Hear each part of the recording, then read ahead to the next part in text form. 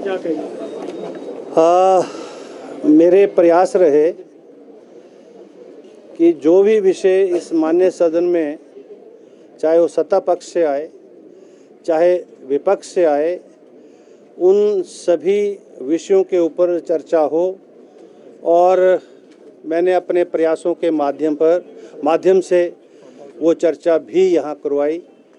आपको प्रसन्नता होगी और आपके माध्यम से हिमाचल प्रदेश की जनता को प्रसन्नता होगी कि इन 4 दिनों में जो विधानसभा का अलॉटेड टाइम था उससे ज़्यादा हमने काम किया और हमारी जो उत्पादकता है, प्रोडक्टिविटी है, वो 106% रही।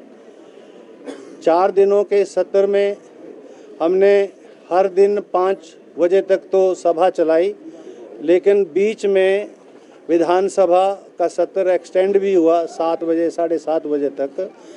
तो total productivity of the Vidhanasabha, Himachal Vidhanasabha in winter session is nearly 106%, which is a matter of credit to the Vidhanasabha Secretariat and to the Himachal Pradesh also. I am grateful to the members of the Honorable House, both sides, as I said. और जैसा आप जानते हैं कि विभिन्न विषयों पर जो चर्चा हुई उसमें प्रश्न जो है लगभग 168 के ऊपर जो है चर्चा हुई। जो अनस्टार्ट है उनमें 55 में, नियम 61 के अंतर्गत 2, नियम 62 में 2, 67 में 1, 101 में 3, 102 में 1, 130 में 2, 324 में 6 और 0 आवर के माध्यम से लगभग 27 विषय जो है माननीय सदस्यों के द्वारा अपने अपने चुनाव क्षेत्रों और हिमाचल प्रदेश से संबंधित उठाए गए, जिस पर जो है कार्रवाई जो है विभागों के द्वारा निश्चित समय में करने के आदेश हमने विधानसभा के माध्यम से दिए। और गवर्नमेंट बिल्स जो है यहाँ पारित हुए। और जैसा आप जानते हैं कि अब हम नेशनल विधान एप्लीकेशन के ऊपर आए हैं, नेवा पर। और नेवा की शुरुआत धर्मशाला के इस परिसर से हुई है, विधानसभा के इस परिसर से हुई है। यद्यपि हिमाचल प्रदेश की विधानसभा विधानसभा के रूप में जानी जाती है, क्योंकि देश की ये पहली विधानसभा है और लोकसभा से भी पहले जिन्होंने विधानसभा के मॉडल को अपनाया।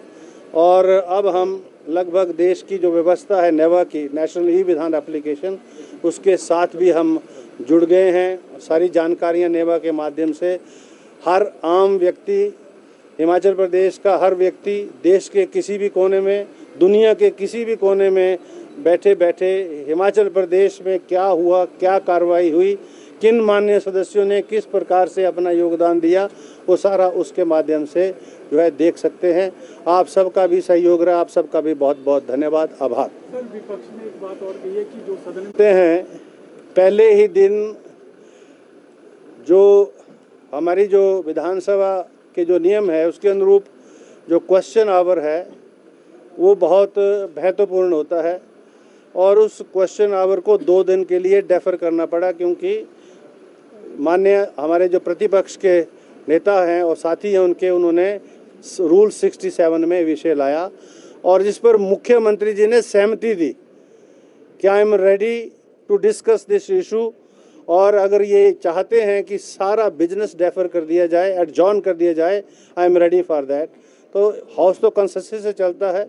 जब दोनों दलों ने अपनी सहमति प्रकट की, मैंने उसके ऊपर जो है अपनी कोई रूलिंग नहीं देनी चाहिए और हमने उस विषय को लगातार 2 दिन के लिए डिस्कस किया। और जो समय अंदर जो यूटिलाइज हुआ उसमें लगभग सत्ता पक्ष को 9 घंटे और प्रतिपक्ष को 8.5 घंटे का समय दिया गया। लगभग बराबर समय जो है दोनों पक्षों को दिया गया।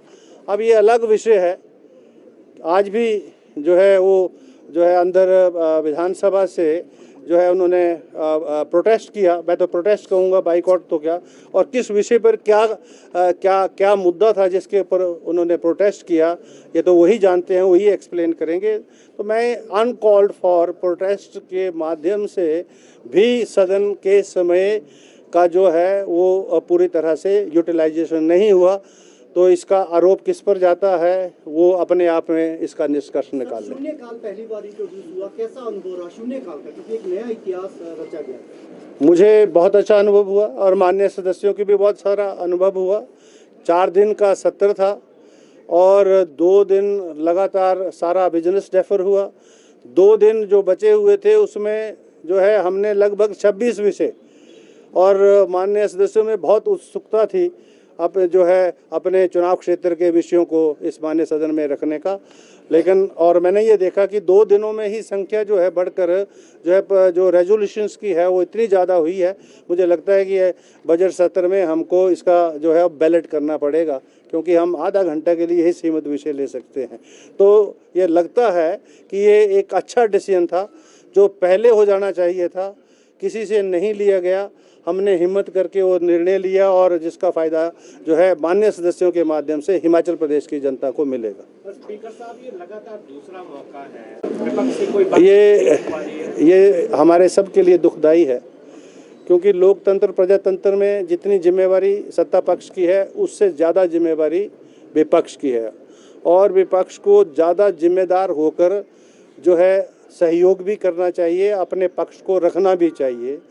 और मुझे नहीं मालूम, क्योंकि 5 वर्षों में सत्ता परिवर्तन होता है, तो पिछले 5 वर्षों में सत्ता में जो रहे लोग हैं जिनको हिमाचल प्रदेश के विषयों की पूरी जानकारी है, हिमाचल प्रदेश के तथ्यों की पूरी जानकारी है। और मुझे आज तो लगने लगा कि अंदर जिस तरह से दोनों दलों में कुछ विषयों के ऊपर जो मैं कह रहा था स्टेट इश्यूज़ हैं, जो स्टेट इशू एम्प्लॉयमेंट का स्टेट इशू है, रिसोर्सेज का स्टेट इश्यूज़ है, रिसोर्सेज का प्रोपोर्शनेट डिस्ट्रीब्यूशन ये स्टेट इश्यूज़ है, तो इसके ऊपर क्यों ना कैमरा प्रोसीडिंग्स हों। तो मैं ये कोशिश करूंगा अब निकट भविष्य में कि हिमाचल प्रदेश विधानसभा का एक कैमरा प्रोसीडिंग्स हो जिसमें दोनों दल बैठें और साथ में जो हमारे अफसरशाही है वो बैठे। मीडिया को हम जो है थोड़ा बाहर रखेंगे ताकि खुल के चर्चा करें और पता लगे कि हिमाचल प्रदेश के हित में हम दोनों को मिलकर क्या करना है, और जो वो इशू हम आइडेंटिफाई करें उसके ऊपर कोई पॉलिटिक्स ना हो, ना इस तरफ से हो ना उस तरफ से हो। ऐसा मैं जो है चाहता हूं और मैं ये ऐसा करने का प्रयास करूंगा। एक प्रयास आपका ये भी था कि आप अलग से बैठक चाहते थे वित्तीय सूची पर। वही तो मैं कह रहा हूँ, वही that is a camera proceeding which we want to do. There is a provision in our rules कि विधानसभा जो है जो स्टेट इश्यूज हैं, प्रदेश के इश्यूज हैं, उन पर बैठकर दोनों दल राजनीति से ऊपर उठकर, क्योंकि यहाँ आप देखते हैं, आप तो मीडिया के साथी हैं, हर शब्द के साथ राजनीति जुड़ती है, हर शब्द के साथ जो है सरकास्टिक रिमार्क्स होते हैं, और वो करने वाले वही लोग हैं जो 4-4 बार यहाँ माननीय सदन के सदस्य भी रहे हैं। चुनाव 5 वर्षों के बाद होते हैं और बीच में जो प्रयास हुए आप सबके सामने है। तो मैं ये कहना चाहता हूँ, मुझे अधिक नहीं कहना है, ये हम सब की जिम्मेवारी है, मेरी एज अध्यक्ष जिम्मेवारी है अगर सदन का संचालन करना, तो सत्ता और जो विपक्ष है उसकी भी उतनी ही जिम्मेवारी है सहयोग करना, ताकि हिमाचल प्रदेश के जनहित से जुड़े हुए विषयों के ऊपर चर्चा हो और लोगों को लाभ मिले। धन्यवाद। Thank you sir. को क्रिसमस की बहुत बहुत शुभकामनाएं और नव वर्ष की भी बहुत बहुत शुभकामनाएं। शिमला में भी मिलेंगे अगले वर्ष, फिर से अभी 2 महीने के बाद फिर से बजट सत्र होगा, तो आपके माध्यम से हिमाचल प्रदेश की जनता को भी क्रिसमस और नव वर्ष की बहुत बहुत शुभकामनाएं। नया वर्ष हम सब के लिए खुशियाँ लाए, सबके लिए अच्छी अच्छी सौगातें लाए और सब खुश रहें, प्रसन्न रहें, आगे बढ़े। इन्हीं शुभकामनाओं के साथ आप सबका बहुत बहुत सर एक सवाल, क्योंकि आपने नए वर्ष का जिक्र किया है, मंत्रिमंडल विस्तार की चर्चाएं हैं, वो मुख्यमंत्री जी के सर फरवरी के इसी मेरा देख